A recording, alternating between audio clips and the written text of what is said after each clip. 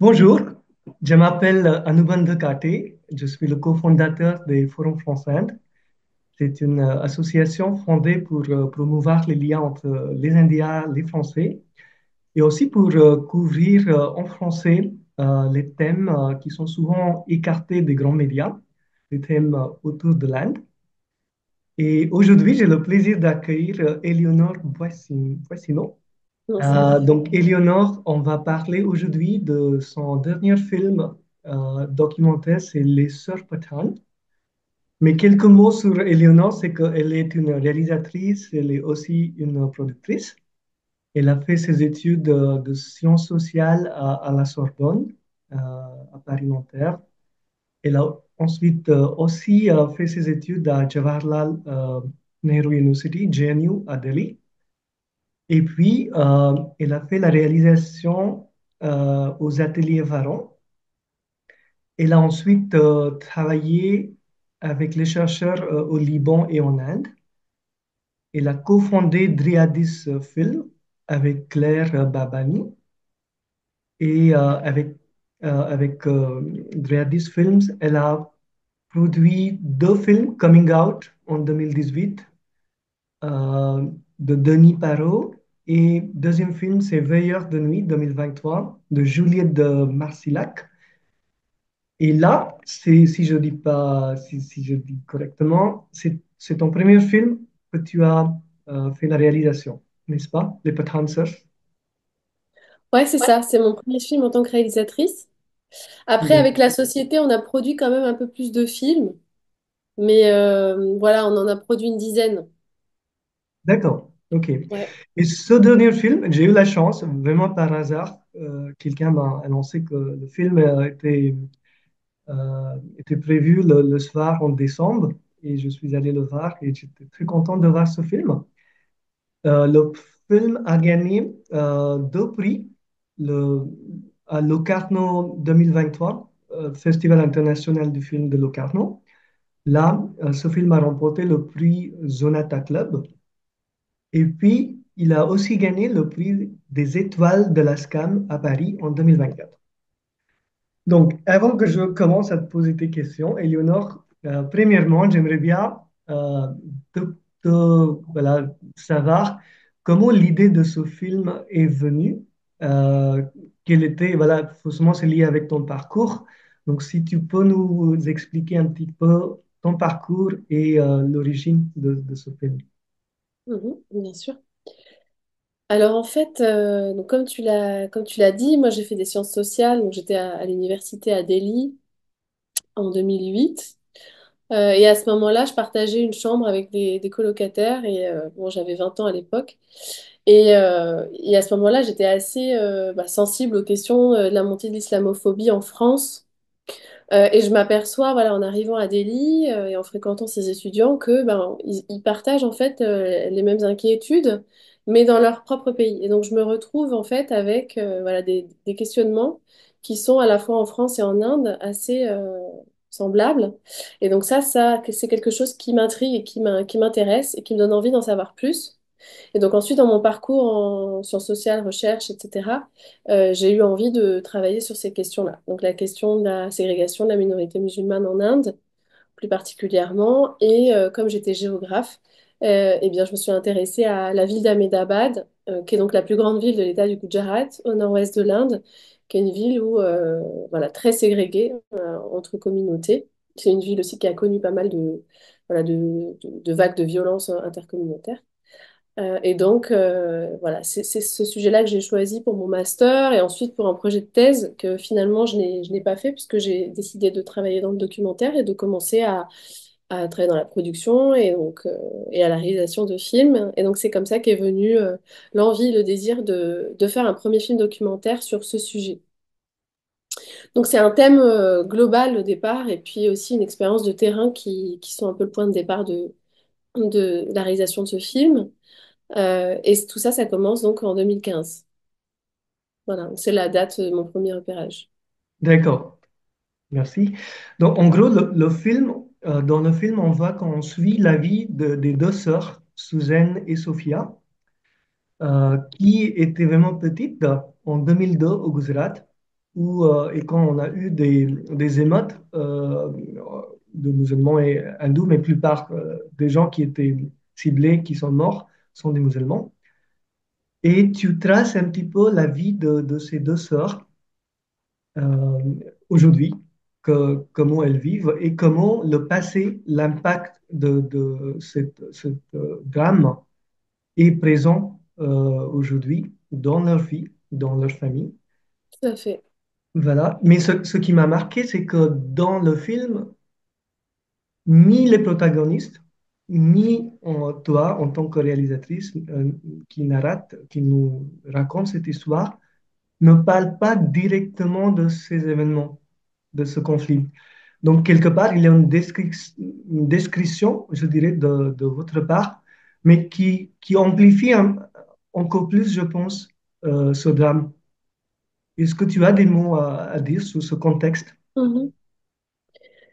Alors, effectivement, donc les deux sœurs, elles sont bébés. Donc, quand 2002, les pogroms anti-musulmans de 2002 ont lieu, donc au Gujarat, donc c'est des pogroms qui ont fait plus de 2000 morts, qui ont causé des milliers et des milliers de déplacés.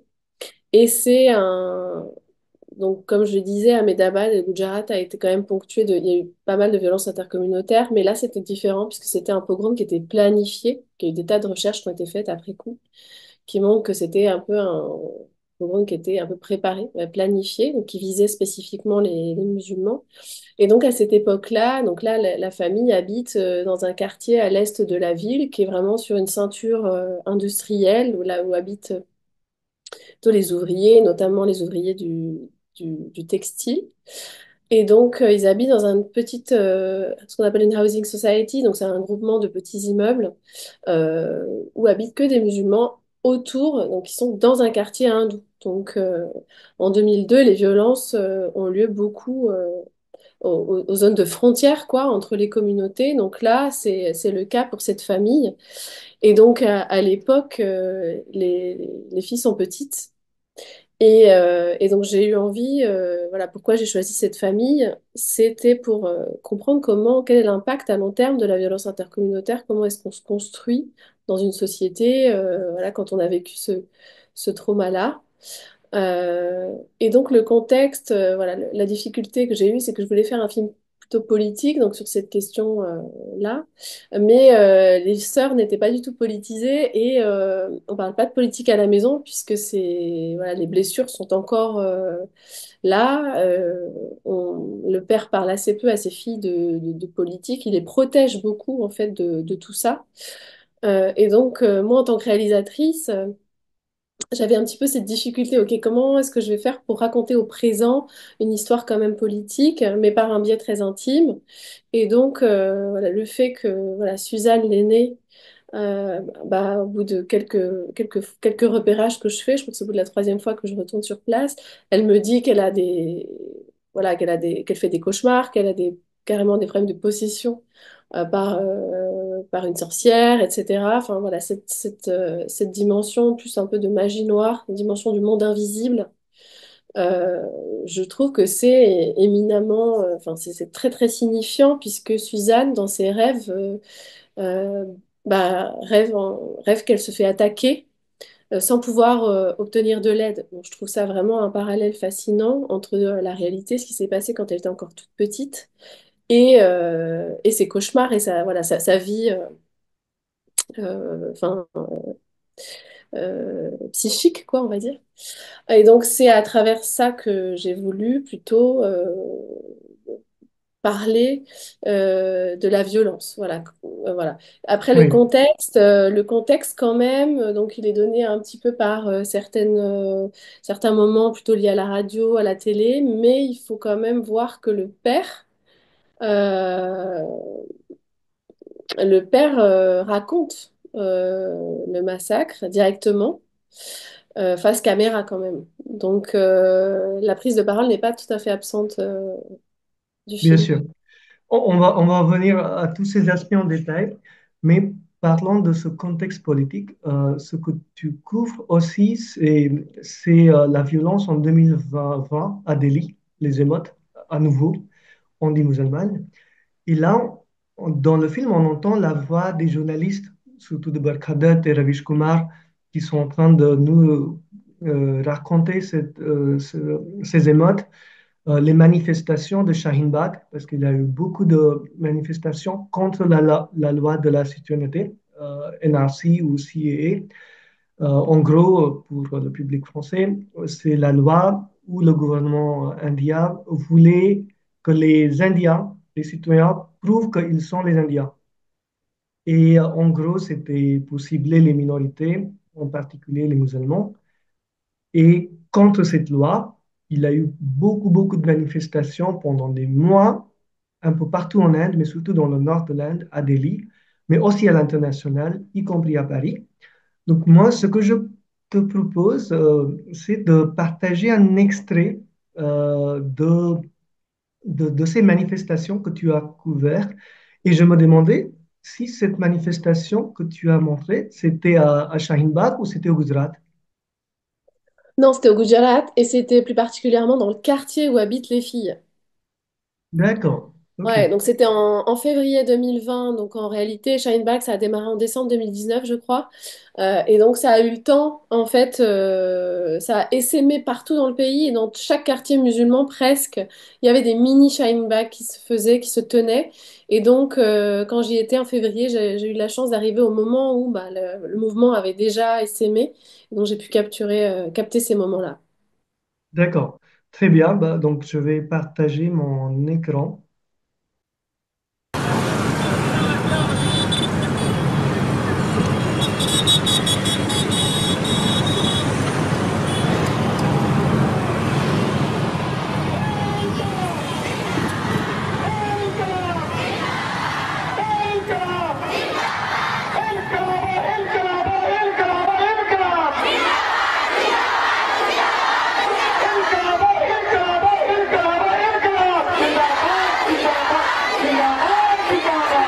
हमारी बस यही सोच है कि बस हम एक जाके क्या करेंगे। हमने देख लिया कि एक आएगा फिर दूसरा आएगा तो बहुत सारी पब्लिक होगी और बहुत सारी पब्लिक होगी तो मोदी को दिखेगा कि हम मुस्लिम देश में हैं, इस तरह से हमारा अस्तित्व है। ये जरूर कहूंगा, आपकी बस्तियों में, आपके मोहल्लों में, हर जगह पर ये शाहीन बाग बन चुका है। हम अपनी अपनी बस्तियों में छोटे छोटे शाहीन बाग बनाए, सब इकट्ठे हो, एक दूसरे को बात करें, न छोड़ेंगे हम। अगर मर जाएंगे तो भी हिंदुस्तान नहीं छोड़ेंगे हम। अगर मर जाएंगे तो भी हिंदुस्तान नहीं छोड़ेंगे हम। तमाम हिंदुस्तान के मुसलमान सही दीगर बहुत सारी माइनॉरिटीज और हमारे बहुत सारे बिरादरान वतन जो है इस काले कानून के खिलाफ हमारे साथ हैं। एनआरसी के थ्रू आपको इस मुल्क से जो है बाहर करना चाहते हैं। तो मतलब ये अपनों को ये सिखा रहा है, इसका फिर फायदा क्या देगा? अच्छा ना, वो बोलेंगे तो उसको पता चले ना कोई हमारे क्या प्रॉब्लम है, ये डिटेंशन कैंप में डालेगा अपने को बराबर। इसको ये कानून लागू ही क्यों करना है, जरूरत ही क्या है पहली बात तो। Oui, quand on regarde cet extrait, il y a une chose que j'avais oubliée, c'est que le gouvernement indien avait prévu également les camps de détention. Et c'est ça qu'on parle aussi dans ce discours à la fin. Mais en tout cas, cette puissance euh, qui est dans la parole, dans cette mobilisation des femmes musulmanes, parce que souvent, en Inde, il y a une image des femmes musulmanes qui sont pas, comment on peut dire, assez euh, ouvertes dans le sens, elles n'ont pas beaucoup de possibilités de sortir de la maison, de se manifester, prendre la parole. Et tout ce qu'on a vu, et c'était vraiment une surprise pour une grande nombre de la population indienne, de voir que partout en Inde, les femmes musulmanes, elles sortaient, elles réclamaient, elles se manifestaient. Est-ce que tu as quelques mots sur cet extrait à dire ou... Non, mais je pense que c'était un mouvement incroyable, parce que c'était, je crois, les plus grandes manifestations depuis la partition. Enfin, c'était un mouvement incroyable. Et en plus, le fait que ça vienne de femmes musulmanes qu'on voit jamais, qui sont souvent très invisibilisées, que ça parte d'un quartier de l'est de Delhi. C'était, tout ça, c'était quand même... enfin, voilà, fallait absolument que je documente ça. Et donc, je suis très heureuse que ces séquences fassent partie du film, en fait. Voilà. Les sœurs aussi vivaient voilà, très protégées. Il y a quand même un modèle patriarcal très fort aussi dans la famille. Donc là, le père avait donné son accord pour qu'on sorte et qu'on aille voir ces femmes-là. Je sais Mhm. que quand elle regardait à la télévision le mouvement Shine Back, pour elle, c'était aussi des modèles. Quelque chose d'important se passait, quoi. Donc, Oui, et c'est quand même exceptionnel que tu sois là pendant le même moment quand il avait toutes ces manifestations. Ce qui est bien pour le film et pour nous d'ailleurs. Euh, Avant de parler d'un autre extrait, j'aimerais quand même te poser une question. Est-ce que, peut-être c'est bête comme une question, mais est-ce que c'est vraiment une histoire vraie que les sœurs ont vécue? Parce que c'est tellement réel tout ce qu'elles racontent. Donc je me demande comment tu as partagé le scénario, comment tu as construit ce film avec elles. Alors le film a été tourné sur 6 ans, donc déjà ça c'est une donnée importante puisque ça se construit vraiment sur une relation de confiance un peu en longue durée. D'ailleurs on est toujours évidemment en contact. Le film se construit au fur et à mesure qu'il se fait. D'ailleurs voilà, même moi j'ai dû énormément écrire. Euh, il y a eu 10 000 versions du scénario. Et les filles se transforment en même temps. Donc, je les rencontre, elles ont 15 16 ans. Je les quitte, elles ont 21 22. C'est devenu près des jeunes adultes. Et donc, ça s'est transformé, en fait, au fur et à mesure de tout ça, de l'évolution de notre relation, et puis elle, de la façon dont elle grandissait, quoi. Après, D'accord. il y a pas de scénario écrit. Enfin, Oui, ça se fait au fur et à mesure. oui. Mais c'est un travail très... Je pouvais proposer parfois des séquences ou des choses, et puis après, elle s'en saisissait ou non. Parfois, ça marchait, parfois, ça marchait pas. Mais par D'accord. exemple, la séquence de la machine à coudre, ça, c'est tout à fait pas du tout écrit, quoi. Voilà, je ne sais pas l'existence de cette machine à coudre, la machine à Mhm. coudre du grand-père. Et donc, quand le père apporte cette machine à coudre pour ses filles et qu'il commence à en prendre soin, à nettoyer, etc., avec ses filles, tout ça, je me dis, OK, quelque chose est en train de se passer et ça va raconter Oui. de façon très juste, en fait, plein de choses, quoi, sur la transmission, sur Elle est très l'affirmement. forte, cette scène que j'aime beaucoup d'ailleurs. Et c'est ça, cette scène que je propose à vous montrer aussi, à nos auditeurs. Donc,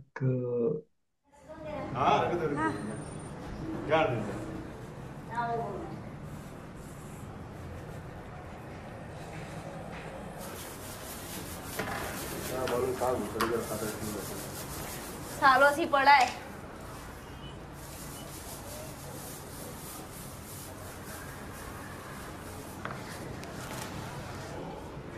पापा ये कितना झूला है पापा भाऊ ये कितना जूना है 20 साल 20 साल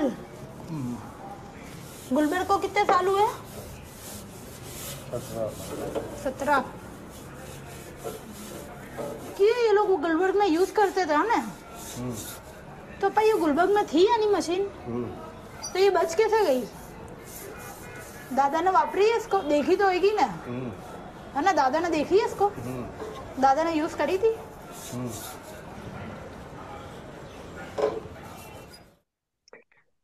oui, ce qui est étonnant, c'est que voilà, ça, quelque part, c'est un nouveau début. Et en même temps, le père, on voit que ses réponses sont juste des bruits, c'est même pas verbalisé. Donc ça montre quelque part aussi l'ampleur de tout ce qui s'est passé. Voilà, si tu n'as pas d'autres commentaires, je poserai ma prochaine question. Mhm, Ça va? Oui, il y a un autre aspect que tu as suscité, c'était le caractère un petit peu patriarcal de cette maison. Parce qu'on voit les sœurs racontent dans leur conversation que c'est elles qui font le ménage, la cuisine, et leur frère, apparemment, il travaille dehors, donc il ne s'occupe pas beaucoup des tâches ménagères. Et malgré ça, le père ou la famille n'est pas très content d'elle. elles ne peuvent pas fréquenter les amis ou les inviter à la maison quand ça arrive. Dans le film, on voit, c'est pas très bien accueilli ou passé, ça se passe pas très bien. Euh, et puis la sœur Suzanne, je pense, elle Mhm. se plaint qu'on on ne s'occupe pas de sa maladie. Après, on ne sait pas si c'est vraiment à cause de manque de moyens ou il y a d'autres choses ou d'autres priorités. On voit aussi que leur mère est déjà remariée. Donc, il y a eu la séparation aussi de ses parents. Donc, oui, qu'est-ce que tu penses de cet aspect de patriarcal qui n'est pas très... En Inde, c'est assez commun, mais surtout dans ce contexte, quelle ampleur il a. Euh, c'est vrai que voilà, quand j'ai commencé mon film, j'ai voulu plutôt faire un film politique. Donc la question du patriarcat, la question de la condition des femmes, c'était pas forcément un désir qui était là au début. Mais voilà, c'était la réalité. Donc je me suis voilà, dit que c'était quand même quelque chose d'assez intéressant aussi, d'avoir un peu une dimension intersectionnelle, entre guillemets, c'est-à-dire vraiment travailler un peu sur tous les différents aspects de formes de domination. Donc à la fois, voilà, c'est une minorité, mais en même temps, ce sont des femmes et dans un contexte patriarcal. Après, l'idée du film, le message du film, c'est pas forcément de dire que les musulmans sont plus patriarcaux que les hindous. Je pense pas que ce soit vrai. Je pense que c'est quand même dans toutes les familles, à différents degrés, il y a quand même ce patriarcat qui est très fort. Voilà, donc c'était quelque chose que je devais aussi montrer dans le film. Voilà, je sais pas quoi dire d'autre. D'accord. Hélas, la sœur Suzanne, la fille Suzanne, elle a des problèmes psychologiques, elle a des cauchemars dont tu as parlé tout à l'heure. Ouais, Et on voit que ils vont à la fin où ils vont pour voir un Maulana ouais. qui n'est pas forcément un psychologue, mais qui fait le travail d'un médecin et psychologue. Et là aussi, je me souviens dans la scène, c'est déjà le papa, le père qui explique le problème qu'elle a. Et là, le Maulana, il dit, mais c'est uniquement la personne qui vit peut le raconter, ou est légitime. Et du coup, elle prend la parole, mais les solutions proposées, parfois, semblent très dérisoires. Qu'est-ce que tu penses de cette scène et cette expérience? Je pense que le père fait aussi avec ses moyens. Il tente aussi de trouver des solutions au mal-être de sa fille. Euh, je ne sais pas si Suzanne conscientise vraiment le fait que ce soit la violence du pogrom.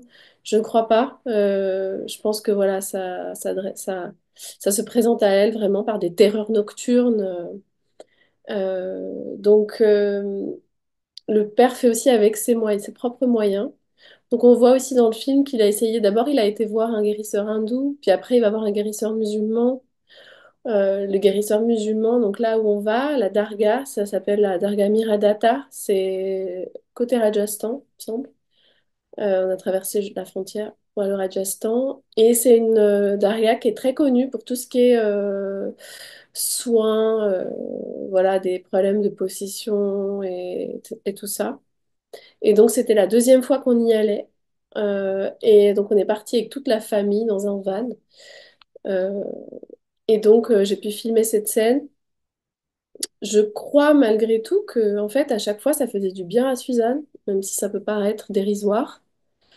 Ça faisait du bien à Suzanne d'être comme ça, voilà, entourée par sa famille. Il y avait la grand-mère, le père, sa sœur, d'être voilà, au centre de l'attention, d'avoir cet espace de parole légitime où elle peut décrire son mal, elle peut s'exprimer. C'est un espace rare qu'elles n'ont pas au quotidien. Voilà, cette légitimité de parole. Écoute-moi, ça va pas. Enfin, voilà, ça crée un contexte voilà, de parole légitime. Euh, et malgré cela, ça pouvait faire en sorte faire en sorte de renégocier un peu les liens, les relations dans la famille Et ça faisait du bien à Suzanne. Après, c'était de courte durée, mais ça fait partie quand même voilà, ça marche quand même un petit peu. Et après, j'avais envie, enfin, je trouvais que c'était vraiment intéressant de montrer ce lieu, Miradatar, et de montrer la façon dont, en islam aussi, on peut s'occuper de questions, voilà, un peu de magie noire, un peu voilà, montrer un peu tout ça, toutes ces figures, un peu de la ésotérique aussi en islam indien. Et voilà, c'était pour montrer aussi que l'islam indien est spécifique et syncrétique en fait. Enfin, il y a beaucoup de syncrétisme avec l'hindouisme et donc on le voit dans cette scène. Il y a des tas de symboles pour ceux qui ont un peu le regard, voilà, qui peuvent lire ces détails-là. Mais il y a des tas de symboles qui sont un peu hindous. Et donc je trouvais ça intéressant pour un public occidental de découvrir aussi Hmm. tout ça. Oui, Voilà, je trouve ça très oui, riche. et tout à fait. Et un des arguments donnés par le père, pourquoi c'était difficile de solliciter ou consulter un médecin ou Maulana, c'était aussi parce que sinon ça allait révéler que Suzanne avait des problèmes et que potentiellement cela aurait pu créer des problèmes pour leur mariage. Et du coup, le fait de sortir de la maison, de pouvoir s'exprimer, ça donnait la parole à Suzanne. Et ça libérait quelque part aussi sa parole. Je pense que ça peut être aussi une des raisons Complètement. pourquoi elle se sentait bien. Oui. Ouais, complètement. Ok. Euh, une autre scène qui m'a marqué dans le film, c'est la discussion entre ces deux sœurs. Comment elles analysaient toute situation dans la maison, surtout le fait elles n'avaient pas beaucoup de liberté. Elles ne pouvaient pas vivre comme elles voulaient. Elles se sentaient un petit peu opprimées par leur père et aussi par leur frère. Mais les solutions qui étaient envisagées par chacune d'entre elles bah, étaient assez différentes. L'approche n'était pas la même. Par exemple, Suzanne, je pense qu'elle voulait rester dans la maison et combattre ou se battre pour ses droits.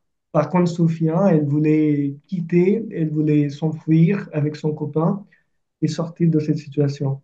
Donc, comment tu vois cette divergence d'approche par ces deux sœurs? Hum, Je pense que tu fais référence à la scène sur le toit où elles sont très en colère. Donc, C'est on ça. voit qu'elles sont très remontées contre leur père. J'ai voulu, dans l'écriture du film, au montage, construire le début du film sur ce conflit père-fille pour pouvoir ensuite réhabiliter le père et qu'on puisse comprendre aussi son histoire à lui à travers le récit du massacre. Donc c'est pour ça que le film est construit comme ça, un peu sur le départ, sur un conflit. Et après, les solutions que tu décris, dans les deux cas, en fait, comme les filles ont été déscolarisées, elles ont été assez vite retirées de l'école, donc elles perdent un peu cette sociabilité, elles sont très isolées, en fait, et donc le mariage, malgré tout, semble être l'horizon le plus souhaitable. Mais il y a énormément de tensions autour de l'issue du mariage. Est-ce que ça va être un mariage arrangé? Est-ce qu'on va pouvoir choisir nos amoureux? Euh, donc le mariage devient vraiment quelque chose de crucial. Et donc les deux sœurs qui entretiennent des relations amoureuses clandestines, euh, voilà, imaginent des solutions pour pouvoir vivre leur vie et se marier aux hommes qu'elles aiment. Et donc, dans les deux cas, il y en a une qui veut s'enfuir et l'autre qui veut se battre. Dans les deux cas, on voit qu'il se passe pas grand-chose derrière, c'est-à-dire que le quotidien reprend le dessus et elle ne s'enfuit pas de la maison. Mais voilà, le fin mot de l'histoire, dans la réalité, ce qui se passe, c'est que Suzanne, qui est l'aînée, donc se marie la première et se marie avec l'homme qu'elle aime. Elle finit par convaincre son père et donc là, actuellement, elle est mariée à donc l'homme qu'on devine Bonne dans le nouvelle. film. Ils finissent D'accord. dans la réalité par convaincre le père et le père a rencontré la famille, etc. Donc, D'accord. OK. Bon, nous touchons bientôt la fin de ce dialogue. Tu m'avais mentionné que c'était difficile ou le film n'était pas encore diffusé partout dans le monde, pas encore en Inde. Par contre, au Pakistan, tu as eu un accueil très chaleureux. Et je pense que pour le public à la fois français et indien, ça nous intéresse de savoir comment ça s'est passé au Pakistan, pourquoi ça a résonné là-bas et où est-ce que c'était montré déjà ce film au Pakistan. Mhm. En fait, l'idée, c'est de pas montrer le film en Inde, hein. Depuis le départ, le contrat avec les protagonistes, c'est de pas montrer le film en Inde parce que la question politique est très sensible et les sœurs sont encore jeunes. Donc, voilà, ça faisait partie du contrat de départ. Donc, on a exclu l'Inde des territoires. On a fait juste une projection très intimiste dans un cinéma à Calcutta, qui est très engagé. Et donc, voilà, il y a eu quand même cette projection à Calcutta, euh, où il y avait eu il y a eu un débat derrière, etc. J'ai pas pu m'y rendre puisque j'étais au Pakistan à ce moment-là pour donc des ateliers menés par le HESS avec une université pakistanaise. Et donc j'étais invitée dans ce cadre-là pour faire des ateliers autour du documentaire. Et on a fait une projection à l'Alliance française de Karachi. Et, et bah, enfin, voilà, du fait de l'histoire du Pakistan, le public a complètement pu s'identifier en fait à la famille Pathan.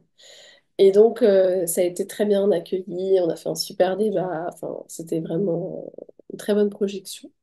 À part ça, le film a été montré aussi au Bangladesh, dans un festival, et dans d'autres pays musulmans, au Maroc, en Tunisie. Voilà. Et les autres films, voilà, à part Locarno, pour l'instant, beaucoup dans les pays musulmans, en fait, où le film est bien accueilli. Et le film, après, pour les prochaines diffusions, donc Al Jazeera Documentary, qui a coproduit le film aux côtés de France Télévisions, va diffuser le film, mais dans sa version un petit peu plus courte, ça sera en 52 minutes. Donc, Mhm. et ça sera en langue arabe par contre, diffusé dans tout le Moyen-Orient et le Maghreb au mois de mars.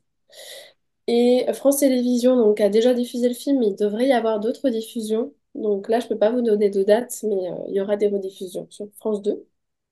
D'accord. Le film est aussi accessible sur Tank en VOD pour les abonnés de Tank, la plateforme de documentaire. Il sera aussi projeté dans le cadre des reprises des Étoiles de la SCAM en Savoie en avril, pour ceux qui veulent venir en Savoie voir le film. Et sinon, à Paris, à l'automne prochain, on va faire une projection aussi dans le cadre des 10 ans des ateliers Varan. Donc voilà, je compte sur tout le public qui n'a pas vu le film et qui a envie de voir le film de venir à ce moment-là à Paris. Très bien. Bah, on mettra tous ces liens sur notre site web. J'ai une toute dernière question pour toi. C'est, ou peut-être deux. Allez. C'est la première chose, c'est que qu'est-ce que ce film, cette expérience, l'Inde, t'a apporté dans ta vie professionnelle, personnelle?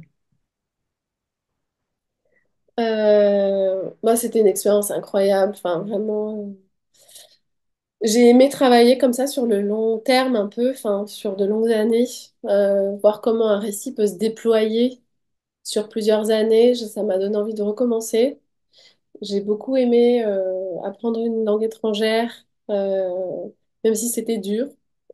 J'ai aimé cette démarche en fait de me mettre un peu à cette hauteur d'apprenant. Enfin, il y a un truc aussi qui se joue quand on fait un film, c'est la question du filmeur filmé. Il y a une relation un peu de domination qui filme, euh, sur, sur quoi. Enfin, ouais, il y a et le fait d'apprendre une langue, c'est aussi une manière je sais pas, de créer une sorte de relation un peu différente, un peu d'entraide, parce que les sœurs m'ont beaucoup aidé aussi dans mon apprentissage de l'hindi. Il y avait ce truc,